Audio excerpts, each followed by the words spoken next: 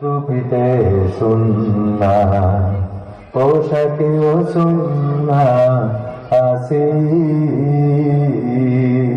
পাথরের আঘাত খাওয়া সেটা যে সুন্না, কেন মনে হয় না তোমার কাছে, কেন মনে হয় না তোমার কাছে। ঠিক না বেঠিক? আর কি জোরে বলা যাবে? ঠিক না বেঠিক? দাড়িতে সুন্না, টুপিতে সুন্না, পোশাকেও সুন্না আসি, পাথরের আঘাত খাওয়া সেটা যে সুন্না, কেন মনে হয় না তোমার কাছে, কেন মনে হয় না তোমার কাছে। নবীর প্রেমে তুমি দাওয়াতে তাবলীগ ধারণ করেছ বুকে,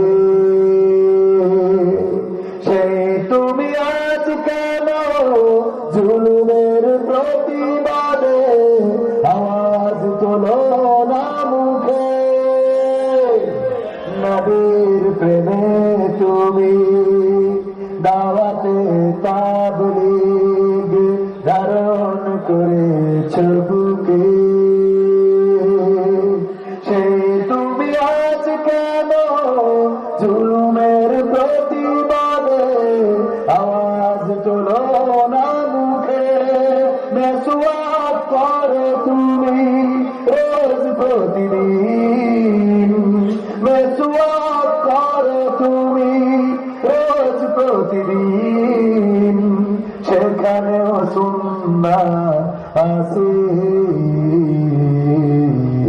পাথরের আঘাত খাওয়া মাঝে মাঝে জেলে যাওয়া সেটা যে সুন্না, কেন মনে হয় না তোমার কাছে, কেন মনে হয় না তোমার কাছে।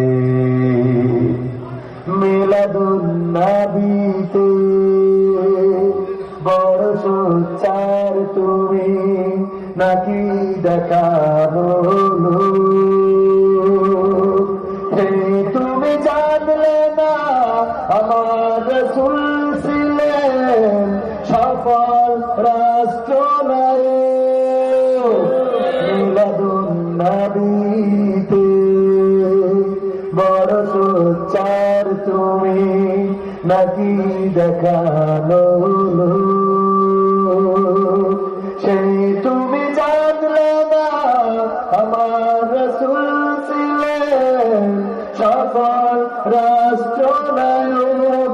উহুদের ময়দানে দাঁত ভাঙা ঘটনা, উহুদের ময়দানে দাঁত ভাঙা ঘটনা তোমার কিতাবে কি আছে?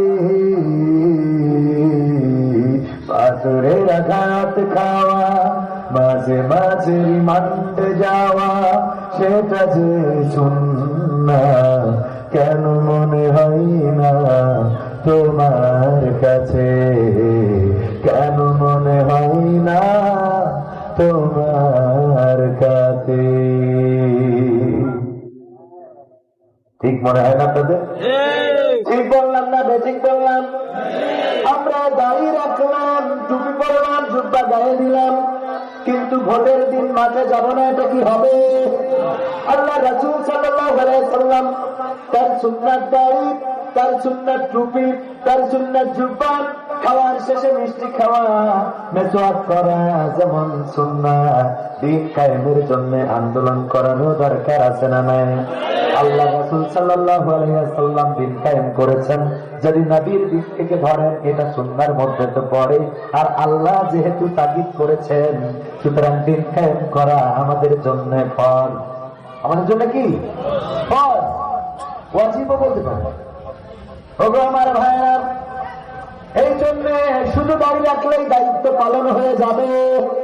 শুধু টুপি পরলে দায়িত্ব পালন হয়ে যাবে, শুধু জুব্বা গায়ে দিলে দায়িত্ব পালন হয়ে যাবে না, যাবে না। আমার বিশ্ব নবী সাল্লাল্লাহু আলাইহি ওয়াসাল্লাম 27টি যুদ্ধ করেছেন নিজ হাতে তরবারি ধরে। এই দেশে শান্তি আসে নাই আল্লাহর জমিনে, আল্লাহর দিন কায়েম হয় নাই।